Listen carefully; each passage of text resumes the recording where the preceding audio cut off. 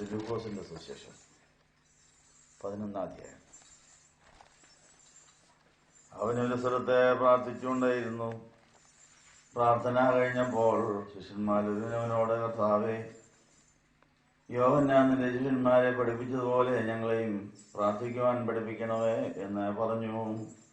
അവനവരോട് പറഞ്ഞത്, നിങ്ങൾ പ്രാർത്ഥിക്കുമ്പോൾ പറയേണ്ടത്, സ്വർഗ്ഗസ്ഥനായ ഞങ്ങളുടെ പിതാവേ, നിന്റെ നാമം വിശുദ്ധീകരിക്കപ്പെടണമേ, നിന്റെ രാജ്യം വരണമേ, നിന്റെ ഇഷ്ടം സ്വർഗത്തിലെ പോലെ ഭൂമിയിലും ആകണമേ. ഞങ്ങൾക്ക് ആവശ്യമുള്ള ആഹാരം ദിവസം പ്രതി ഞങ്ങൾക്ക് തരണമേ. ഞങ്ങളുടെ പാപങ്ങൾ ഞങ്ങളോട് ക്ഷമിക്കണമേ, എന്നാൽ ഞങ്ങളുടെ കടങ്ങൾ ആരോട് ഞങ്ങൾ ക്ഷമിക്കുന്നു. പരീക്ഷയിലേക്ക് ഞങ്ങളെ പ്രവേശിപ്പിക്കരുത്, ദുഷ്ടനിൽ ഞങ്ങളെ രക്ഷിക്കണമേ. പിന്നെ അവനവരോട് പറഞ്ഞത്, നിങ്ങൾ ഒരു സ്നേഹിതനെ ഉണ്ടെന്നിരിക്കട്ടെ. അവൻ അർദ്ധരാത്രിയിൽ അവന്റെ അടുക്കൽ ചെന്ന് ഇപ്രകാരം പറയുന്നു, സ്നേഹിത, എനിക്ക് 3 അപ്പം വായ്പ തരണം. എന്റെ ഒരു സ്നേഹിതൻ വഴി യാത്രയിൽ എന്റെ അടുക്കൽ വന്നു. അവനെ വിളമ്പിക്കൊടുക്കുവാൻ എന്റെ പക്കൽ ഒന്നുമില്ല. അപ്പോൾ എന്നെ പ്രയാസപ്പെടുത്തരുത്, കഥ അടച്ചിരിക്കുന്നു, കുഞ്ഞുങ്ങളും എന്നോടുകൂടെ കിടക്കുന്നു. എഴുന്നേറ്റ് നിനക്ക് എന്തെങ്കിലും എടുത്തു തരുവാൻ എനിക്ക് കഴിയുകയില്ല എന്ന് അകത്തുനിന്ന് ഉത്തരം പറഞ്ഞാലും അവൻ സ്നേഹിതനായതുകൊണ്ട് എഴുന്നേറ്റ് അവനെ കൊടുക്കുകയില്ലെങ്കിലും അവൻ ലജ്ജ കൂടാതെ നിർബന്ധിക്കുന്നത് നിമിത്തം എഴുന്നേറ്റ് അവനെ വേണ്ടുവോളം കൊടുക്കുമെന്ന് ഞാൻ നിങ്ങളോട് സത്യം പറയുന്നു.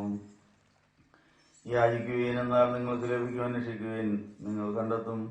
മുട്ടുവീൻ, നിങ്ങൾക്ക് തുറക്കുമെന്ന് ഞാൻ നിങ്ങളോട് പറയുന്നു. യാചിക്കുന്ന ഏവന് ലഭിക്കുന്നു, അന്വേഷിക്കുന്നവൻ കണ്ടെത്തുന്നു, മുട്ടുന്നവനെ തുറക്കുന്നു. എന്നാൽ നിങ്ങൾ ഒരു അപ്പനോട് മകൻ അപ്പം ചോദിച്ചാൽ അവനെ കല്ല് കൊടുക്കുമോ? അല്ല, മീൻ ചോദിച്ചാൽ മീനിന് പകരം പാമ്പിനെ കൊടുക്കുമോ? മുട്ട ചോദിച്ചാൽ തേളിനെ കൊടുക്കുമോ? അങ്ങനെ ദോഷികളായ നിങ്ങൾ നിങ്ങളുടെ മക്കൾക്ക് നല്ല സാധനങ്ങളെ കൊടുക്കുവാൻ അറിയുന്നെങ്കിൽ സ്വർഗ്ഗസ്ഥനായ പിതാവ് തന്നോട് യാചിക്കുന്നവർക്ക് പരിശുദ്ധാത്മാവിനെ എത്രയധികം കൊടുക്കുന്നു. താനല്ലേ ചെയ്തു. നിങ്ങൾക്ക് എല്ലാവർക്കും സമൃദ്ധി ഉണ്ടായിരിക്കട്ടെ. കർത്താവിന്റെ മാമോദിസ പെരുന്നാളിന് ശേഷമുള്ള വാരങ്ങളിലെ തിരുവചനങ്ങൾ നമ്മൾ ധ്യാനിച്ചുകൊണ്ടിരിക്കുന്ന ഈ കാലയളവിൽ കർത്താവിന്റെ മാമോദിസ പെരുന്നാളിന് ശേഷമുള്ള 2ാമത്തെ ഞായറാഴ്ച വായിക്കുന്ന വേദഭാഗം നിങ്ങൾ വായിച്ചു കഴിഞ്ഞു. അതിൽ ശേഷിച്ച കഷ്ണങ്ങൾ നമ്മൾ വീണ്ടും പൊറുക്കിക്കൊണ്ടിരിക്കുകയാണ്. കഴിഞ്ഞ ദിവസം ബുധനാഴ്ചത്തെ നമ്മുടെ എക്യുമെനിക്കൽ ധ്യാനത്തിൽ എല്ലാ സഭയിലും എല്ലാ മതങ്ങളിലും പെട്ടവരെ നമ്മളിവിടെ പ്രതീക്ഷിക്കുന്നുണ്ട്. അങ്ങനെ നാനാജാതി മതസ്ഥരായ എല്ലാവരും ഒന്നിച്ചുകൂടി ലോകത്തിന്റെ അറ്റങ്ങളോളം സാക്ഷികളാകണം, എല്ലാവരെയും ശിഷ്യരാക്കണമെന്നുള്ള അതിനെ അന്വർത്ഥമാക്കാനുള്ള എളിയ ശ്രമങ്ങൾ നമ്മൾ നടത്തിക്കൊണ്ടിരിക്കുകയാണ്. ആ വലിയ സംരംഭങ്ങൾക്കിടയിൽ കർത്താവിനെ അനുഭവിച്ചറിഞ്ഞിട്ടുള്ള സുവിശേഷകർ ഇവിടെ വന്ന് നമുക്ക് സന്ദേശങ്ങൾ നൽകിക്കൊണ്ടിരിക്കുന്നു. നിങ്ങൾക്കും നിങ്ങളുടെ സാക്ഷ്യങ്ങൾ പറയാൻ ഈ വെള്ളിയാഴ്ചയും ബുധനാഴ്ചയൊക്കെ ഉള്ള ദിവസങ്ങളിൽ അവസരമുണ്ടെന്നുള്ള കാര്യം ഓർപ്പിക്കുന്നു. അങ്ങനെ നമ്മൾ സാക്ഷ്യം പറയണമെന്നും സാക്ഷിയാകണമെന്നുള്ള തിരുവചനം അന്വർത്ഥമാക്കുവാൻ വേണ്ടി ഈ സങ്കേത ഭവനം നമ്മളെയും വരുന്നവരെയും അതിനുവേണ്ടി ഒരുക്കിക്കൊണ്ടിരിക്കുന്ന കാര്യം ഓർപ്പിക്കുന്നു. കഴിഞ്ഞ ദിവസം വേദശാസ്ത്രത്തിൽ ഉന്നത ഉപരിപഠനം നടത്തിക്കൊണ്ടിരുന്ന ഒരു പുരോഹിതൻ ദൈവത്താൽ നിയോഗിക്കപ്പെട്ട് ഇവിടെ വന്ന് വിശുദ്ധ കുർബാന അർപ്പിച്ചു. തന്ന ചില സന്ദേശങ്ങൾ നമുക്ക് എല്ലാവർക്കും പ്രസക്തമായതുകൊണ്ട് എല്ലാവരും ഇന്നലെ ഇല്ലായിരുന്നതുകൊണ്ട് ആ കാര്യം ഒന്നുകൂടെ ആവർത്തിക്കുകയാണ്. ഇന്നലെ നമ്മൾ കേട്ടതായ സന്ദേശം എന്തായിരുന്നു? യോഹന്നാന്റെ സുവിശേഷത്തിലെ 1-ാം അധ്യായത്തിൽ കഴിഞ്ഞ ഞായറാഴ്ച വായിക്കേണ്ട വേദഭാഗത്തിൽ കർത്താവിന്റെ പരിശുശ്രൂഷ വേളയിൽ കർത്താവ് ശിഷ്യന്മാരെ വിളിക്കുന്ന രംഗമാണ്. ആ ശിഷ്യന്മാരുടെ പ്രതികരണങ്ങളും കർത്താവിന്റെ സമീപനങ്ങളും എങ്ങനെയായിരുന്നു? പിതാവ് പുത്രനെ അയച്ചതുപോലെ പുത്രൻ നമ്മളെയും അയച്ചിരിക്കുന്നതെന്നാണ് പറയുന്നത്. പിതാവിനാൽ അയക്കപ്പെട്ട് ഭൂമിയിൽ വന്ന കർത്താവ് എങ്ങനെയാണ് തന്റെ ദൗത്യം തുടങ്ങിയത്, പൂർത്തീകരിച്ചത്? കർത്താവ് സ്വർഗ്ഗാരോഹണം ചെയ്തപ്പോൾ ആ പണി നമ്മളെ ഏൽപ്പിച്ചിട്ട് പോയി. ആ ദൗത്യം ഏറ്റുവാങ്ങിക്കൊണ്ടാണ് തോമാസ്ലിയ ഇന്ത്യയിൽ വന്നത്. തോമാസ്ലിയ കുത്തുകൊണ്ട് രക്തം മുഴുവൻ നമുക്ക് വേണ്ടി തന്നിട്ട് തോമാസ്ലിയായി പോയി. തോമാസ്ലിയ നമ്മളെ ഏൽപ്പിച്ചിരിക്കുക ആ പണി. നമ്മൾ ആ പണി എത്രത്തോളം ചെയ്തു എന്നുള്ള കാര്യം പരിശോധിക്കാനാണ് നമ്മൾ ഇവിടുത്തെ സങ്കേത ഭവനത്തിലെ ധ്യാനങ്ങൾ എന്നുള്ള കാര്യം ഓർക്കുക. സങ്കേത ഭവനത്തിലെ ഈ വരാൻ പോകുന്ന 29-ാം തീയതി മുതൽ ഫെബ്രുവരി മാസം 2-ാം തീയതി വരെയുള്ള 5 ദിവസത്തെ ധ്യാനം നമ്മുടെ ഈ ക്രിസ്തീയ ജീവിതത്തിൻ്റെ നിലവാരം അളക്കുവാനും അതിൽ നമ്മളെ വളർത്തുവാനുമാണെന്നുള്ള കാര്യം നോട്ടീസിൽ കൂടി നിങ്ങൾ വായിച്ചു കേട്ടുകയാണോ? ഈ ധ്യാന മന്ദിരത്തിൻ്റെ ഈ സങ്കേത ഭവനത്തിൻ്റെ സുവിശേഷകനായും പ്രേക്ഷിതനായും പ്രവർത്തിച്ചുകൊണ്ടിരിക്കുന്ന സഹോദരൻ ഈ വാർഷിക ധ്യാനത്തെക്കുറിച്ചുള്ള നോട്ടീസ് അടുപ്പിച്ച് നമുക്ക് തന്നിട്ടുണ്ട്. അതിൻ്റെ ആദ്യത്തെ എഡീഷൻ നിങ്ങളെ കിട്ടിക്കഴിഞ്ഞാൽ അത് സ്വന്തം ഉപയോഗത്തിനുള്ളതായിരുന്നു. ഇനി മറ്റുള്ളവർക്ക് കൊടുക്കാൻ വേണ്ടി സെക്കൻഡ് എഡീഷൻ നോട്ടീസ് വന്നിട്ടുണ്ട്. സെക്കൻഡ് എഡീഷന് ചില പരിഷ്കാരമൊക്കെ വരുത്തിയിട്ടുണ്ട്. എന്തിനാണെന്നറിയാം? മറ്റേ നമ്മുടെ അറിവിന് വേണ്ടി ചെറിയൊരു നോട്ടീസ്, ഇനി മറ്റുള്ളവരെ അറിയിക്കാൻ വേണ്ടി ഇച്ചിരി മനോഹരമായിട്ട് ആകർഷകമായിട്ട് തന്നിട്ടുണ്ട്. അതിൽ നിന്ന് എല്ലാവരും അതിന് കോപ്പി എടുക്കണം. ഇവിടെ മേശപ്പുറത്ത് വെച്ചിട്ടുണ്ട്. അതിൻ്റെ ഉപയോഗം ഇതാണ്: നമ്മൾ അറിഞ്ഞ ഒരു വിഷയം വേറെ ആളെ കൂടെ അറിയിച്ച് അവരെ കൂടെ കൂട്ടിക്കൊണ്ടുവരാൻ വേണ്ടിയാണ്. അതായിരുന്നു വിഷയം. അതുകൊണ്ട് ഈ സന്ദേശങ്ങളൊക്കെ ദൈവ ആത്മാവ് പ്രചോദനം നൽകി പ്രേക്ഷിതരിൽ കൂടെ നടത്തിക്കൊണ്ടിരിക്കുന്നത് നമുക്ക് ദൈവത്തെ സ്തുതിക്കാം. ഇന്നലെ നമ്മൾ വായിച്ചു കേട്ടതായ ആ യോഹന്നാന്റെ സുവിശേഷം 1-ാം അധ്യായത്തിൽ യോഹന്നാൻ സ്നാപകന്റെ 2 ശിഷ്യന്മാർ കൂടെ നിൽക്കുമ്പോൾ വേണ്ടു പോകുന്നു. ലോകത്തിന്റെ ഭാവത്തെ കുഞ്ഞാടെന്ന് കറയുന്ന കേട്ടപ്പോൾ ആ 2 ശിഷ്യന്മാർ യോഹന്നാനെ വിട്ട് യേശുവിൻ്റെ അടുത്ത് പോയി എന്നാണ് പറയുന്നത്. അവരാരായിരുന്നു ആ 2 പേര്? അവരെന്ത് പണി ചെയ്തു എന്നായിരുന്നു ഇന്നലത്തെ വിഷയം. അപ്പോൾ യോഹന്നാന്റെ സുവിശേഷം 1-ാം അധ്യായത്തിൽ എത്രാമത്തെ വാക്യത്തിലാണ്? 35-ാമത്തെ വാക്യത്തിൽ, പിറ്റേന്നാൾ യോഹന്നാൻ പിന്നെയും തന്റെ ശിഷ്യന്മാരിൽ 2 പേരുമായി അവിടെ നോക്കുമ്പോൾ കടന്നു പോകുന്ന യേശുവിനെ നോക്കിയിട്ട് ഇതാ ദൈവത്തിന്റെ കുഞ്ഞാട് എന്ന് പറഞ്ഞു. അവൻ പറഞ്ഞത് 2 ശിഷ്യന്മാർ കേട്ട് യേശുവിനെ അനുഗമിച്ചു. യേശു തിരിഞ്ഞ് അവർ പിന്നാലെ വരുന്നത് കണ്ടിട്ട് അവരോട്, നിങ്ങൾ എന്ത് അന്വേഷിക്കുന്നു എന്ന് ചോദിച്ചു. റബീ, നീ എവിടെ പാർക്കുന്നു എന്ന് ചോദിച്ചു. അവൻ അവരോട് വന്നു കാണാൻ പറഞ്ഞു. അങ്ങനെ അവൻ വസിക്കുന്ന ഇടം അവർ കണ്ടു. അന്ന് അവനോട് പാർത്തു. അപ്പോൾ ഏകദേശം ഉച്ചകഴിഞ്ഞ് 4 മണി സമയമായിരുന്നു. യോഹന്നാൻ പറഞ്ഞത് കേട്ട് അവനെ അനുഗമിച്ച 2 പേരിൽ ഒരുത്തൻ ശീമോൻ പത്രോസിന്റെ സഹോദരനായ അന്ത്രയോസ് ആയിരുന്നു. മറ്റൊരുത്തൻ ആരാണെന്ന് എഴുതിയിട്ടില്ല. അതാരാണെന്നറിയാമോ? ഈ സുവിശേഷം എഴുതുന്ന ആൾ തന്നെയാണ്. സ്വന്തം പേര് മറച്ചു വെച്ചിട്ട്. അങ്ങനെ അന്ത്രയോസ് എന്ന് പറഞ്ഞയാള് യോഹന്നാന്റെ കൂടെ യേശുവിൻ്റെ താമസ സ്ഥലം കണ്ട് അവിടെ അവരെ താമസിച്ചു എന്നാണ് പറയുന്നത്. ഇന്നലെ നമ്മളോട് ഒരു പുരോഹിതൻ അഭിഷേകം ജ്വലിപ്പിച്ചുകൊണ്ട് പറഞ്ഞ കാര്യം, ആ യേശു താമസിച്ച വീടിൻ്റെ സ്ഥാനത്താണ് ഈ സങ്കേത ഭവനം എന്നാണ്. അങ്ങനെ ആ സങ്കേത ഭവനത്തിൽ യേശു താമസിക്കുന്നു. ഈ സങ്കേത പട്ടണത്തിൽ, ഈ സങ്കേത ഭവനത്തിൽ യേശു ഉണ്ട്. ആ യേശുവിനെ ചെന്ന് കാണാൻ വേണ്ടി യേശുവിനെ കണ്ടവരുടെ സാക്ഷ്യം കേട്ടിട്ടാണ് പലരോട് വന്നുകൊണ്ടിരിക്കുന്നതെന്നാണ് പറഞ്ഞത്. എന്നിട്ട് പലരിലൊന്ന് പറയുന്നുണ്ട്. മാത്യൂസ് റമ്പാച്ചൻ സ്വപ്നത്തിൽ ചെന്ന് സങ്കേത ഭവനത്തിൽ പോയ ആ റമ്പാനെ ഒന്ന് കാണാം എന്ന് പറഞ്ഞു വിടുന്നു പറയാറുണ്ട്. അപ്പോൾ ആ അന്ത്രയോസിന്റെ പണി മാത്യൂസ് റമ്പാച്ചൻ ചെയ്യുന്നുണ്ട്, വേറെ പലരും ചെയ്യുന്നുണ്ട്, വന്നിട്ടുള്ളവർ ചെയ്യുന്നുണ്ട്. നിങ്ങൾ അവിടെ വരെ ഒന്ന് പോകും.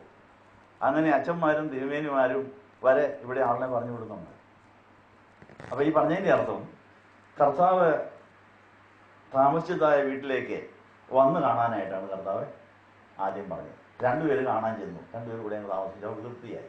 അവർക്ക് മനസ്സിലായി ഇത് വരാനുള്ള യേശു ക്രിസ്തു രക്ഷകനാണവൻ എന്നവർക്ക് ബോധ്യമായിട്ട് അവൻ പിന്നെ ഇവരെ ഇവിടേക്ക് ആളിനെ പിന്നെ കൂട്ടിക്കൊണ്ട് വന്നത് എങ്ങനെയാണെന്നാണ് അവർ പറഞ്ഞത്. അങ്ങനെ അവൻ വസിക്കുന്ന ഇടം കണ്ടു, അവനോട് കൂടെ പാർത്തു. അപ്പോൾ ഏകദേശം 10-ാം മണി നേരമായിരുന്നു. യോഹന്നാൻ പറഞ്ഞത് കേട്ട് അവനെ അനുവദിച്ച് 2 പേരിൽ ഒരുത്തൻ ശീമോൻ പത്രോസിന്റെ സഹോദരനായ അന്ത്രയോസ് ആയിരുന്നു. അവന്റെ സഹോദരനായ ശീമോനെ ആദ്യം കണ്ടിട്ട് അവനോട്, ഞങ്ങൾ മെശിഹായ എന്ന് വെച്ചാൽ ക്രിസ്തുവെ കണ്ടെത്തിയിരിക്കുന്നു എന്ന് പറഞ്ഞു. അവനെ യേശുവിൻ്റെ അടുത്ത് കൊണ്ടുവന്നു. യേശു അവനെ നോക്കി, നീ യോഹന്നാന്റെ പുത്രനായ ശീമോനാകുന്നു, നിനക്ക് കേഫ എന്ന് പേരാകുമെന്ന് പറഞ്ഞു. പത്രോസ് എന്നാകുന്നതിൻ്റെ അർത്ഥം. അപ്പം ഞങ്ങളുടെ പോലെ ആടിക്കൊണ്ടിരുന്ന ഒരു ശീമോനെ പാറ പോലെ ഉറപ്പുള്ള കേഫായാക്കി മാറ്റിയ, ആ പത്രോസാക്കി മാറ്റിയ സംഭവത്തിൻ്റെ പുറയിൽ ഒരു അന്ത്രയോസിൻ്റെ സാക്ഷ്യമുണ്ട്. ആ അന്ത്രയോസിൻ്റെ പണി നമ്മൾ ചെയ്തിട്ടുണ്ടോ എന്ന് ഞാൻ ചോദിച്ചു.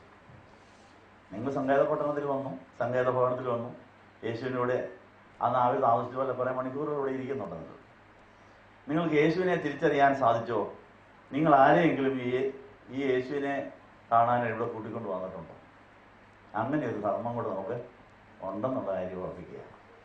അതുകൊണ്ട് ഇവിടുത്തെ ഭാരവാഹികളായിരിക്കുന്ന പ്രേക്ഷിതർ, ആ പ്രേക്ഷിതൻ ഈ നോട്ടീസ് അടിച്ചിരിക്കുന്ന ഈ ലാഭോടുകൂടിയാണ് ഏതാണ് സങ്കേതഭവനത്തിൽ വന്നിട്ടുള്ളവർ ഇവിടെ യേശുവിനെ കണ്ട രക്ഷകനെ സ്വന്തമാക്കിയതിന് ശേഷം ആ കർത്താവിനോട് പറഞ്ഞിരിക്കുന്ന മർക്കോസ് 16:15 വാക്യം, നിങ്ങൾ ലോകമെങ്ങുമ്പോൾ എല്ലാ സൃഷ്ടികളെയും സുവിശേഷം പ്രസംഗിപ്പിക്കുന്നു പറഞ്ഞു. എല്ലാ സൃഷ്ടികളെയോടും പറയാനത്തിൽ ഒരാളോടെങ്കിലും പറഞ്ഞിട്ടുണ്ടോ? എന്താ? അപ്പം അതിന് പറ്റിയ വിധത്തിലാണ് നോട്ടീസ് 2ാമത്തെ പതിപ്പ് എടുത്തിരിക്കുന്നത്. നിങ്ങൾ തൊഴിച്ചൊന്ന് വായിച്ചിട്ട് നിങ്ങൾ പ്രാർത്ഥിച്ചിട്ട് ഞാൻ ആർക്കും കൊണ്ട് കൊടുക്കും. സങ്കേതഭവനത്തിൽ പോയപ്പോൾ എനിക്ക് കിട്ടിയ നോട്ടീസാണിത്. എനിക്ക് കിട്ടിയൊരു അനുഭവമാണ്. നിങ്ങളോട് വന്ന് കാണാൻ പറയാം. എന്താ? വന്ന് കാണുകയും സങ്കേതഭവനത്തിലെ എക്യൂമെനിക്കൽ ധ്യാനത്തിലൂടെ യേശുവിനെ വന്ന് കാണുക എന്ന് പറയാനുള്ള സഹായത്തിന് വേണ്ടി ഒരു നോട്ടീസ് 2ാം പതിപ്പ് ഇവിടെ വന്നിരിപ്പോൾ വാങ്ങി എത്തിക്കൊണ്ട് പോകണം. നിങ്ങൾ വീട്ടിൽ കൊണ്ടുപോയി നിങ്ങളുടെ പ്രാർത്ഥന മുറി വെച്ച് പ്രാർത്ഥിച്ച കർത്താവ്, ഞാനിത് ആർക്കാണ് കൊടുക്കേണ്ടത്? ഞാൻ ആരെ കൂട്ടിക്കൊണ്ട് വരാനാണ് നീ ഉദ്ദേശിക്കുന്നത്? അപ്പം അന്ത്രയോസിനെ തൻ്റെ സഹോദരനായ പത്രോസിനെ ആയിരുന്നു എളുപ്പം കൊണ്ടുവരാൻ. അപ്പം നിങ്ങളുടെ വീട്ടിൽ നിന്ന് ഇവിടെ വരാത്തവരുണ്ടെങ്കിൽ അവരെ കൊണ്ടുവന്നല്ലേ എളുപ്പം. അപ്പം അങ്ങനെയാണ് ഇത് കൊണ്ടുപോയി വീട്ടിലുള്ളവർക്ക് തന്നെ ഒന്ന് ഇവിടെ ഇതുവരെ വന്നിട്ടില്ലാത്തവർ വന്നിട്ട് വരവ് നിർത്തിയവരൊക്കെ കൊണ്ട് കൊടുത്തിട്ട് അവരെ കൂടെ കൊണ്ടുവരാൻ സാധിക്കുമെന്ന് നോക്കുക. നോട്ടീസ് ഇനി ഇരിപ്പുണ്ട് കേട്ടോ. പിന്നെ പ്രാർത്ഥിച്ചിട്ട് അയൽവക്കക്കാർക്കൊന്ന് കൊടുക്കണമെന്ന് തോന്നി അതിന് നോട്ടീസ് ഇരിപ്പുണ്ട്, വേണപ്പെട്ട കൊടുക്കാം. അങ്ങനെ ഈ 29-ാം തീയതി 28-ാം തീയതി വരെയുള്ള സമയങ്ങളിൽ ഇതിവിടേക്ക് അനേകം കൂട്ടിക്കൊണ്ടുവരാനുള്ള വേദിയായിട്ട് ഇതൊരു പള്ളിയിലും വിളിച്ചു പറയാൻ പോകുന്നില്ല, ഒരു അച്ഛനോടും പറയുന്നില്ല, ഒരു പള്ളിയിലോടും പറയുന്നില്ല. വ്യക്തിപരമായി താല്പര്യമുള്ള ഒരു ആളെ കൂട്ടിക്കൊണ്ടുവരിക എന്നുള്ള ഈ പ്രാവശ്യത്തെ പരിപാടി. എന്താ? സങ്കേതഭവനത്തിൽ വന്ന് എന്തെങ്കിലും അനുഗ്രഹം കിട്ടിയിട്ടുള്ളോ? എനിക്ക് ഇന്നേ അനുഗ്രഹം കിട്ടി, നിങ്ങൾ വന്ന് കാണാം എന്ന് പറഞ്ഞ് ഈ 29-ാം തീയതി മുതൽ 2-ാം തീയതി വരെയുള്ള സമയത്ത് 5 ദിവസത്തെ ധ്യാനത്തിൽ ഇതുവരെ പുതുതായിട്ട് എത്ര പേരെ നമുക്ക് കൊണ്ടുവരാൻ സാധിക്കും? അങ്ങനെ സകലരോടും സുവിശേഷം പറയുന്നതിൻ്റെ ഒരു ചെറിയ അംശമെങ്കിലും പൂർത്തീകരിക്കാൻ അതിൻ്റെ ഉദ്ഘാടനമാകട്ടെ എന്ന് ആശംസിക്കുന്നു. ഇന്ത്യയിലെ 75% പേരും ഈ സുവിശേഷം പറഞ്ഞ് കർത്താവിൻ്റെ കല്യാണത്തിന് പോകേണ്ടവരാണെന്ന് മാത്യു സർബാദിന് കിട്ടിയ വെളിപ്പാട്. അദ്ദേഹത്തിൻ്റെ ആ വലിയ സുവിശേഷ ദർശനമാണ് അവിടെ ധ്യാനമന്ദിരം വളരാനും അവിടുന്ന് ഇവിടെ വരാനും ഒക്കെ ഇടയായെന്നുള്ള കാര്യം ഓർപ്പിക്കുന്നു. ആ മാത്യു സർബാദിന് അനേകരെ ഇവിടേക്ക് പറഞ്ഞു വിടുന്നുണ്ട്. നമുക്കും ആ പണി ചെയ്തുകൂടെ എന്ന് ചോദിക്കുക. ഈ പത്രോസിനെ ഞങ്ങളുടെ പോലെയാവുന്ന പത്രോസിനെ പാറ പോലെ ഉറപ്പിക്കുവാൻ കർത്താവ് എത്ര നാൾ മെനക്കെട്ടു? 3.5 കൊല്ലം മെനക്കെട്ട് പെന്തിക്കോസ്തി പെരുന്നാളിന് മുമ്പ് 10 ദിവസം കാത്തിരുന്ന് പരിശുദ്ധാത്മാവിൽ നിറഞ്ഞപ്പോഴാണ് ഞങ്ങളെ പോലെയുള്ള ആള് പാറ പോലെ ആയി 1000കണക്കിന് പേരെ ഒറ്റ പ്രസംഗത്തിന് 1000 പേരെ നേടി. അപ്പം ഇന്ന് വായിച്ചതായ വേദഭാഗം നമ്മൾ എന്ത് ചോദിച്ചാലും കർത്താവ് തരുന്ന പരിശുദ്ധാത്മാവിനെയാണ്. ആ കർത്താവ് തരുന്ന പരിശുദ്ധാത്മാവിൻ്റെ പരിജ്ഞാനത്തിൽ മാത്രമേ നമുക്ക് മറ്റുള്ളവരെ നേടാൻ സാധിക്കൂ. അതാണ് നിങ്ങളുടെ പ്രാർത്ഥനയുടെ 1-ാം വിഷയമാകണം എന്നാണ് പറഞ്ഞത്.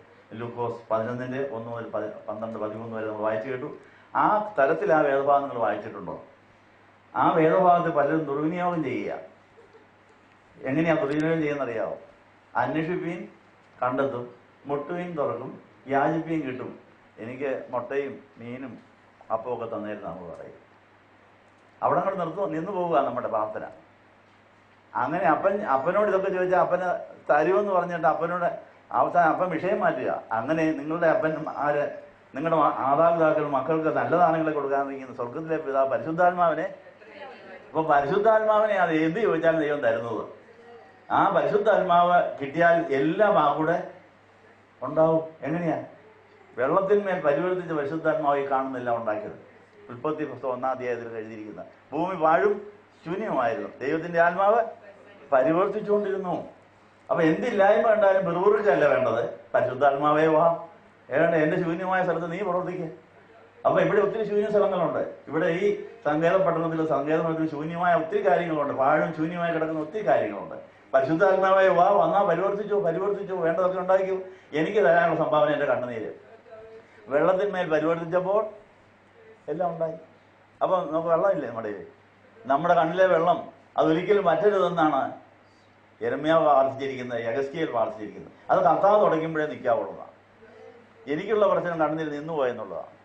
ഞാനിപ്പോൾ സങ്കടം കണ്ണുനീരങ്ങ് നിന്നുപോയി. കാര്യം എന്നാണെന്നറിയോ? ദുഷ്ടനായ പിശാച് കൂടെ നിൽക്കുമ്പം ഹൃദയം കഠിനപ്പെട്ടു പോകും. അനേകർക്ക് വേണ്ടി മധ്യസ്ഥ അണയ്ക്കുമ്പോൾ അവിടുന്ന് കുടിയിറക്കപ്പെട്ട പിശാച് ഒന്ന് കൂടെ ചുറ്റി നിൽക്കുമ്പോൾ ഒന്നും ചെയ്യാൻ മേലാത്ത കാഠിന്യം വരിക. അത് നിങ്ങൾ എനിക്ക് വേണ്ടി പ്രാർത്ഥിക്കണം. അതുകൊണ്ട് കർത്താവ് തുടയ്ക്കുന്നതിനും വരെ കണ്ണുനീർ നിൽക്കാൻ പാടില്ല. കണ്ണുനീർ നിന്നു പോയെങ്കിൽ ദൈവം കൈവിട്ടു എന്ന് വിചാരിക്കണമെന്നാണ് പറയുന്നത്. കൈവിടുന്ന എപ്പോഴാ?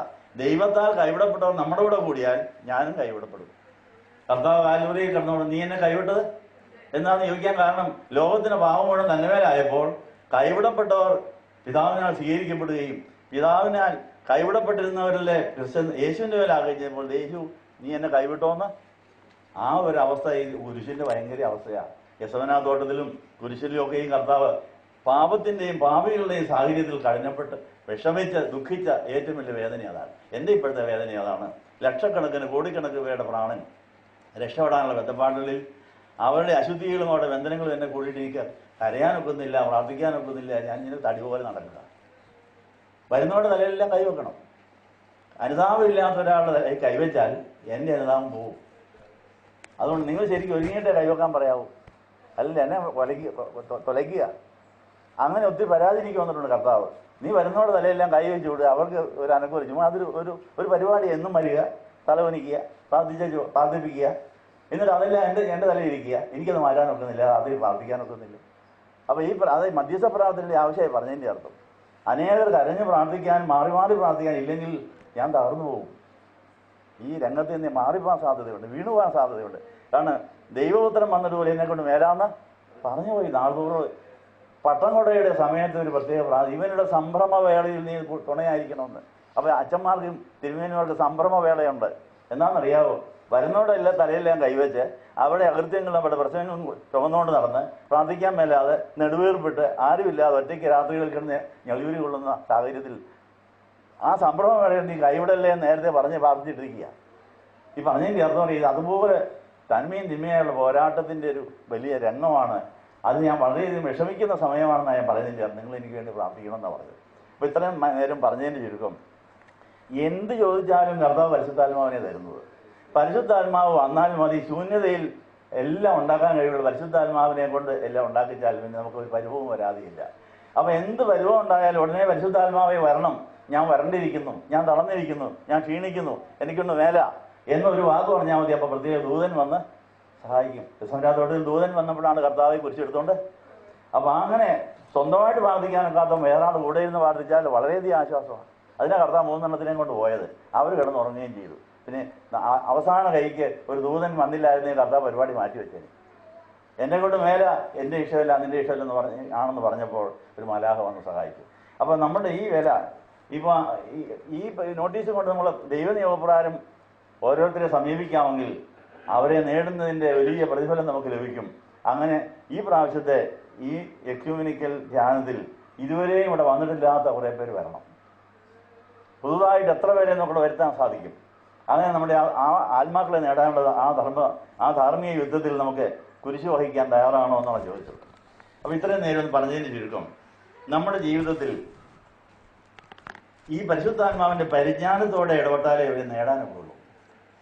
ആ പരിജ്ഞാനം ലഭിക്കണമെങ്കിൽ 90-ാം സങ്കീർത്തനം 12-ാം വാക്യത്തിലെ സങ്കീർത്തനക്കാരൻ്റെ പ്രാർത്ഥന അന്വർത്ഥമാകണം. 90-ാം സങ്കീർത്തനം 12-ാം വാക്യം ഓർമ്മയുണ്ടോ നമുക്ക്? 90-ാം സങ്കീർത്തനത്തിന്റെ 12-ാമത്തെ വാക്യത്തിൽ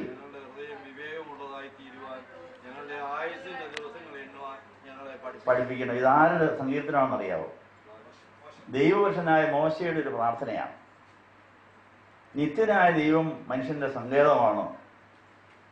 ആ ദൈവത്തിന്റെ സങ്കേതമായി ദൈവത്തിൽ മറഞ്ഞിരുന്നുകൊണ്ട് അനുദിന ജീവിതത്തിലെ സങ്കടങ്ങളും ദുഃഖങ്ങളും ഭാരങ്ങളും ദൈവാത്മാവിൽ പിതാവുമായി പങ്കിട്ടിട്ട് കാര്യം ന്യായമായി വിധിക്കുന്നെങ്കിൽ ഫലമേൽപ്പിച്ചിട്ട് ആ പിതാവ് തരുന്ന പുത്രനെയും പുത്രൻ തരുന്ന പരിശുദ്ധാത്മാവിനെയും ആസ്വദിച്ചിട്ട് ആ പരിശുദ്ധാത്മാവിലുള്ള സന്തോഷത്തിൽ പരിജ്ഞാനത്തോടെ ഓരോ സാഹചര്യങ്ങളെ നേരിട്ടാലേ വലിയൊരു നേടാനൊക്കെ ഉള്ളൂ. പരിജ്ഞാനമില്ലാതെ ഓഷത്തോടെ വർത്തമാനം പറഞ്ഞാൽ വളരെ അകന്നു പോകും. അവർ മുറിവേറ്റ് വ്രണം പ്രാപിച്ചവരായി അകന്നകന്നു പോകാനാ സാധ്യത. അതുകൊണ്ട് പിശാചിന്റെ വലിയൊരു തന്ത്രമാണ് പരിജ്ഞാനമില്ലാതെ അവിവേകമായി വർത്തമാനം പറഞ്ഞ് മറ്റുള്ളവരെ മുറിപ്പെടുത്തി വിഷമിച്ച് അവർ ഓരോരുത്തരും പോവുക. ഇവിടെ വരേണ്ട വല്ലതും നമ്മുടെ അവിവേകം കൊണ്ട് പോയിട്ടുണ്ടെങ്കിൽ അത് ഉത്തരം നമ്മൾ പറയണം.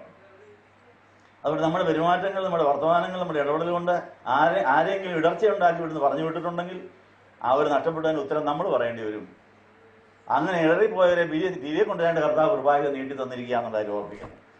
മോശയുടെ ഈ പ്രാർത്ഥന നമ്മുടെയും പ്രാർത്ഥനയാകട്ടെ. 12-ാമത്തെ വാക്യത്തിൽ ഞങ്ങൾ ജ്ഞാനമുള്ള ഒരു ഹൃദയം പ്രാപിക്കുന്നത് കൊണ്ട് ഞങ്ങളുടെ നാളുകളെ എണ്ണുവാൻ നമുക്ക് എല്ലാവർക്കും ചേർന്ന് പറയാം. ഞങ്ങൾ ജ്ഞാനമുള്ള ഒരു ഹൃദയം പ്രാപിപ്പാൻ തക്കവണ്ണം ഞങ്ങളുടെ നാളുകളെ എണ്ണുവാൻ ഉപദേശിക്കണമേ. ഈ നാളുകളെ എങ്ങനെ എണ്ണണ്ടെന്നറിയാമോ? പരിശുദ്ധ കന്യമറിയാമനെ ഈ ജ്ഞാനമായ ജ്ഞാനികൾക്കും വിവേകൾക്കും മറിച്ച് ശിശുക്കൾക്ക് വെളിപ്പെടുത്തി കൊടുക്കുന്ന ജ്ഞാനമായ യേശുവിനെ കിട്ടി. എങ്ങനെയാ കിട്ടിയത്? പ്രാർത്ഥിക്കാൻ നിന്നപ്പോൾ, പഴയ നിയമത്തിലെ വചനം മുഴുവൻ അന്വർത്ഥമാണെന്ന് പറഞ്ഞ് പ്രാർത്ഥിച്ച് നിന്നപ്പോൾ പരിശുദ്ധ കന്യമറിയാമന് രഹസ്യമായി വചനിപ്പിന്റെ അനുഭവം ഉണ്ടായി. രഹസ്യമായി പരിശുദ്ധാത്മാവ് നിഴലിട്ടിട്ട് വചനം മാംസം ധരിക്കുവാൻ പറ്റിയ വിധത്തിൽ ഒരു വിത്തായി മാതാവിൻ്റെ ഉള്ളിൽ വീണതാണ് ഈ മാതാവിൻ്റെ ജീവിതത്തിലെ ഏറ്റവും വലിയ രഹസ്യം. ആ മാതാവിൻ്റെ ബേദലഹേമിലെ യേശു കുഞ്ഞിൻ്റെ പ്രത്യക്ഷപ്പെടൽ എന്ന് പറയുന്നത് 9 മാസത്തിന് മുമ്പ് രഹസ്യമായി യേശു ജനിച്ച ഒരു ദിവസമുണ്ട് മാതാവിന്. അതുപോലെ നമ്മുടെ ജീവിതത്തിൽ രഹസ്യമായി കർത്താവ് ജനിക്കേണ്ട ഒരു ദിവസമുണ്ട്, സമയമുണ്ട്. അന്ന് കഴിഞ്ഞാലേ പരസ്യമായിട്ട് യേശുവിനെ കുഞ്ഞിനെ നമുക്ക് കിട്ടാൻ. നമുക്ക് പരസ്യമായിട്ട് യേശു കുഞ്ഞിനെ ഇല്ലാതെ പോകുന്നതിൻ്റെ കാര്യം രഹസ്യമായിട്ടുള്ള അനുഭവങ്ങൾ നഷ്ടപ്പെട്ടുകൊണ്ടിരിക്കുന്നു. എല്ലാ ദിവസവും നമുക്ക് ഈ വചനിപ്പിന്റെ ശുശ്രൂഷയിൽ നമ്മുടെ പുത്തൻ പുണ്യപുഷ്പങ്ങളിൽ പരാഗണം നടത്തി നമ്മുടെ ദേഹിയുടെ ഒരു മണ്ഡലം വചനിപ്പിന്റെ അനുഭവത്തിൽ യേശുവിനെ സ്വീകരിച്ചുകൊണ്ടേയിരിക്കും. 9 മാസം കഴിഞ്ഞുള്ള ആ നമ്മുടെ ദേഹിയുടെ മണ്ഡലത്തിൽ യേശു കുഞ്ഞിനെ നമുക്ക് കാണാൻ സാധിക്കും. 30 കൊല്ലം യേശുവിനെ വളർത്തിയാൽ പരിശുശ്രൂഷ ചെയ്യുന്ന യേശുവിനെ കാണാൻ സാധിക്കും. ആ യേശു നമ്മുടെ കൂടെ ഉണ്ടെങ്കിൽ ആരെങ്കിലുമൊക്കെ നമ്മളെ വന്ന് കാണാൻ യേശുവിനെ കാണാനായിട്ട് വരും. ഇപ്പം മാതാവിൻ്റെ കൂടെ ഉണ്ടായിരുന്ന യേശുവിനെ കാണാൻ അനേകർ ചെന്നു. യേശു താമസിച്ചൊരു വീട്ടിൽ അന്ത്രയോസ് പത്രോസിനെയും കൂട്ടിക്കൊണ്ട് ചെന്ന് കണ്ടു, വിശ്വസിച്ചു. ഇങ്ങനെ നമ്മുടെ ഉള്ളിലും നമ്മൾ വരുന്ന ആരാധന സ്ഥലത്തും നമ്മുടെ ജീവിതത്തിലും അനേകരെ വന്ന് കാണാൻ പറഞ്ഞ് വിളിച്ചുകൊണ്ട് വരാൻ തക്കവണ്ണം നമുക്ക് യേശുവിനെ കാണിക്കാനുണ്ടോ? നമ്മുടെ കയ്യിൽ നമ്മുടെ പല ദിവസങ്ങൾ ഇന്ന് നഷ്ടപ്പെട്ട് കിടക്കുകയാണ്. നാളുകൾ എണ്ണണമെന്ന് പറഞ്ഞതിൻ്റെ അർത്ഥം നമ്മളെ 9 മാസം നമ്മുടെ അമ്മമാരുടെ ഉള്ളത്തിലായിരുന്നപ്പോൾ നമ്മുടെ ദിവസങ്ങൾ മുഴുവൻ യേശുവിന് കിട്ടിയിട്ടുണ്ടോ? അതോ അത് മുറിവേറ്റ് ചതഞ്ഞ് ഇപ്പോഴും കിടക്കുകയാണോ? ആ പ്രശ്നം പരിഹരിക്കാണ് കൃപാകരം നീട്ടിത്തരുന്നത്. നഷ്ടപ്പെട്ടു പോയ പ്രാണന്റെ കണക്ക് നമ്മുടെ കയ്യിൽ വേണം. എത്ര ശതമാനം പ്രാണൻ ഇനി രക്ഷപ്പെടാനുണ്ട്? എത്ര ശതമാനം പ്രാണൻ പാതാളത്തിൻ്റെയും മരണത്തിൻ്റെയും പിടിയിൽ കിടക്കുന്നു? അതിൻ്റെ ഒരു കണക്ക് നമ്മുടെ വേണം. എന്നിട്ട് അതിനുവേണ്ടി നിലവിളിക്കണം. അങ്ങനെ ഇനിയും പ്രാണൻ നഷ്ടപ്പെടാതിരിക്കണമെങ്കിൽ പിതാവിന്റെ സന്നിധിയിലും നമുക്ക് ജീവൻ പുറപ്പെടുന്ന സമയം തന്നെ അതിനെ ബുക്ക് ചെയ്യണം. പിതാവേ, 9 മാസം കഴിഞ്ഞ് എന്നിൽ ജനിക്കാനിരിക്കുന്ന പ്രാണനെ ഞാൻ ഇന്നേ ബുക്ക് ചെയ്തിരിക്കുന്നു എന്ന് പറഞ്ഞാൽ അത് വിശുദ്ധന്മാരുടെയും മലാമാരുടെയും പ്രവാചകന്മാരുടെയും കൈ കൂടെ ഭദ്രമായി വളർന്ന് അവരുടെ നല്ല ആഗ്രഹങ്ങൾ സഫലമാകത്തക്ക വിധത്തിൽ നമ്മളിൽ വന്നു ചേരുമ്പോൾ നമ്മുടെ ഉള്ളിൽ അത് പരിജ്ഞാനത്തോടെ ദൈവവേല ചെയ്യാൻ പറ്റുന്ന അനുഭവമായി മാറും. നമ്മൾ പലപ്പോഴും നമ്മളിലേക്ക് വരുന്ന ജീവൻ ബുക്ക് ചെയ്യാത്തതുകൊണ്ട് വിശാച അപകരിച്ചുകൊണ്ട് പോവുകയാണ്. മനസ്സിലായോ? പിതാവിൽ നിന്ന് പുറപ്പെട്ട് നമ്മിലേക്ക് വരുന്ന ജീവൻ പലരിൽ കൂടെ അവിടെ വരുന്നത്. മാതാപിതാക്കൾ കൂടെ, സാമൂഹ്യ പ്രവർത്തകരിൽ കൂടെ, പലരുടെ കയ്യിൽ കൂടെ കൈമാറിയേ ഇവിടെ വരുള്ളൂ. പക്ഷെ അതിനു മുമ്പേ അത് ബുക്ക് ചെയ്യാമെങ്കിൽ വേറെ ആരെയും തൊടിയിക്കാതെ പിതാവ് പുത്രനെയും പരിശുദ്ധാത്മാവ് പ്രവാചകന്മാരെയും മലാഹമാരെയും നമ്മളെ ഏൽപ്പിക്കും. രഹസ്യമായി നമ്മളെ വളർത്തി ഒരു കൂടത്തൈ എടുത്ത് നമ്മൾ നടുന്നതുപോലെ നമ്മുടെ ഉള്ളിലേക്ക് ജീവൻ വെക്കുകയാണെങ്കിൽ അത് വളരെ വേഗം ഫലം. ഒരു നല്ല കൂടത്തൈയുടെ ഗുണം തന്നെ അത് വളർന്നു നിൽക്കിയ ഒരു കൂടത്തൈ വേറെ ഇതിനകത്ത് തന്നെ ഉണ്ട്. ആ പ്ലാസ്റ്റിക്കിന്റെ കൂടെ അങ്ങോട്ട് കീറിയിട്ട് ഒരു കുഴിയിലോട്ട് വെച്ചാൽ ആ മിനിറ്റ് മുതൽ അത് പിന്നെ ശക്തിയോടെ വളരെ വാട്ടലുണ്ടാകുകയില്ല. കാരണം ആ കൂടത്തൈക്കകത്ത് തന്നെ മണ്ണുണ്ട്. മണ്ണിനകത്ത് വേറെ ഉറച്ചിരിക്കുക. അതിന് ആ പ്ലാസ്റ്റിക് അങ്ങോട്ട് കീറുക എന്നൊറ്റ കാര്യം മാത്രമേ ഉള്ളൂ. പിന്നെ ഉടനെ മണ്ണിലേക്ക് ഇട്ടതങ്ങ് നമുക്കിങ്ങനെ കുടത്തെ കിട്ടുന്ന പോലെ ഓരോ ദിവസത്തെ ജീവൻ കിട്ടാമെങ്കിൽ അത് വിശുദ്ധന്മാരുടെയും മാലാഖമാരുടെയും നേഴ്സറി വളരുന്ന ജീവൻ വേണം നമ്മുടെ. അത് ബുക്ക് ചെയ്താലേ പറ്റുള്ളൂ. നമ്മളും നമ്മുടെ പിള്ളേരും കുസൃതി കാണിക്കുന്നത്, അവർ അനുസരണക്കേട് കാണിക്കുന്നതിൻ്റെ കാര്യം എന്നാ? പിതാവിൽ നിന്ന് പുറപ്പെട്ട അവരുടെ ജീവൻ ഇടയ്ക്ക് ആരൊക്കെയോ തട്ടിയെടുത്ത് അവരുടെ അശുദ്ധിയും ദുസ്വഭാവങ്ങളുമായിട്ടാണ് കയറി വന്നിരിക്കുന്നത്. അത് ഇനിയെങ്കിലും വരാതിരിക്കാൻ കർത്താവ് ഇന്നിപ്പോൾ തന്നെ 9 മാസത്തിന് ശേഷം എന്നിൽ ജനിക്കാനിരിക്കുന്ന എൻ്റെയും എൻ്റെ കുടുംബത്തിൻ്റെയും എൻ്റെ പ്രിയപ്പെട്ടവരുടെയും ജീവൻ വേറെ ആരും കൈയാളാതെ അത് കർത്താവിൻ്റെയും മാതാവിൻ്റെയും വിശുദ്ധന്മാരുടെയും കയ്യിൽ കൂടെ മാത്രമേ വരാവൂ. അവിടെ നേഴ്സറിയിൽ അതിനെ നട്ടുവളർത്തി കുടത്തൈ പോലെ ഞങ്ങളെ കൊണ്ട് വെക്കുവാൻ ഞങ്ങളുടെ ഹൃദയം എപ്പോഴും എന്നും പുത്തൻ ഫലം കായ്ക്കുന്ന നല്ല കുടത്തൈകൾ വെക്കുന്ന പറ്റ കൃഷിഭൂമിയായി മാറ്റിയിരിക്കുന്നു പറയാമെങ്കിൽ വളരെ വേഗം നമുക്ക് ഫലം കായ്ക്കാൻ സാധിക്കും. ബഡ്ഡിങ്, ഗ്രാഫ്റ്റിങ്, കൂടത്തൈ 3 ആശയമാണ്. കൂടത്തൈ പോലെ നമുക്ക് ഓരോ ദിവസവും നമ്മുടെ ജീവൻ ഏറ്റുവാങ്ങാം. അത് സാധിച്ചിട്ടില്ലെങ്കിൽ പുറകോട്ട് പോയി നമ്മൾ ഫലം കായ്ക്കാത്ത കമ്പുകളെയും കൊമ്പുകളെയും മുറിവുണ്ടാക്കി ബഡ് ചെയ്യാൻ സാധിക്കും. അത് വലിയ മുറിവൊക്കെ ആണെങ്കിൽ അതിനെ ഗ്രാഫ്റ്റ് ചെയ്ത് കമ്പ് ഒട്ടിക്കാൻ സാധിക്കും. ഇങ്ങനെ 3 തരത്തിൽ നമുക്ക് നല്ല ഫലം കായ്ച്ച് പരിജ്ഞാനമുള്ളവരായി, ആത്മഫലം കുളയിച്ച് യേശുവുള്ളവരായി യേശുവിനെ കാണിച്ചു കൊടുക്കാൻ സാധിക്കും. അതുകൊണ്ട് സമയം ഒട്ടും നമുക്ക് കളയാനില്ല. അതിരാവിലെ എഴുന്നേൽക്കണം. നമ്മുടെ കഴിഞ്ഞ കാലത്ത് നഷ്ടപ്പെട്ടു പോയ പ്രാണനെ ബഡ്ഡിങ്ങും ഗ്രാഫ്റ്റിങ്ങും നടത്താൻ മുറിവും ചതവും വരുത്തുന്ന എല്ലാവർക്കും നന്ദി പറയുക. മുറിഞ്ഞ് ചതഞ്ഞു കിടക്കുന്നവർ ഇന്ന് ഈ കൂട്ടത്തിൽ ഇരിപ്പുണ്ട്. ഗർഭം മുതൽ ഉണ്ടായ മുറിവും ചതവും മാറാത്തവർ ഈ കൂട്ടത്തിൽ ഇന്നും ഇരിപ്പുണ്ട്. പക്ഷെ അതിനെ ദൈവത്തിന് സമർപ്പിക്കാമെങ്കിൽ കർത്താവ് അതിനെ ഞെക്കിക്കഴുകി അവിടെ കർത്താവിൻ്റെ മുളയും കർത്താവിൻ്റെ കമ്പും വെച്ച് കെട്ടി നല്ല ഫലം കായ്ക്കുന്നവരായി നമുക്ക് മാറാൻ സാധിക്കും. പരിഭവം പിൻവലിക്കണമെന്ന് മാത്രമേ ഉള്ളൂ. അവരെന്നെ അമ്മായിമ്മയും മരുമകളും നാത്തൂനും അയലോകക്കാരും എന്നെ കുത്തി എന്നെ ചതച്ചു എന്നൊക്കെ പറഞ്ഞ് പരിഭവം ഉണ്ടെങ്കിൽ അത് പിൻവലിച്ചിട്ട് നന്ദി പറയുക. കർത്താവെ, ചതഞ്ഞു കിട്ടി, മുറിഞ്ഞു കിട്ടി, നീ എന്നെ ഞെക്കി കഴുകി നിന്റെ കമ്പുകൾ വെച്ചൊട്ടിച്ചു എന്ന് പറയാമെങ്കിൽ നമുക്ക് പരിശുദ്ധരായി വളരെ വേഗം വളരാൻ സാധിക്കുമെന്ന് പറഞ്ഞതിൻ്റെ അർത്ഥം. അപ്പം നാളുകളെ എണ്ണുക എന്ന് പറഞ്ഞതിൻ്റെ ഒരർത്ഥം ഇതാണ്. നഷ്ടപ്പെട്ടു പോയ നാളുകൾ എണ്ണി തിട്ടപ്പെടുത്തി അവിടെ എല്ലാം കർത്താവിൻ്റെ കൂടത്തെ കൊണ്ടുവെക്കാൻ തക്കവണ്ണം അതിനെ കർത്താവിന് ഫലം കായ്ക്കുന്ന വേദിയാക്കാൻ ശത്രുവിൻ്റെ അവകാശം തീർത്തതിനെ വീണ്ടെടുത്ത് ഞങ്ങൾക്ക് നിന്റേതാക്കിക്കൊള്ളണമെന്ന് പറഞ്ഞ വാക്ക് പറയണം.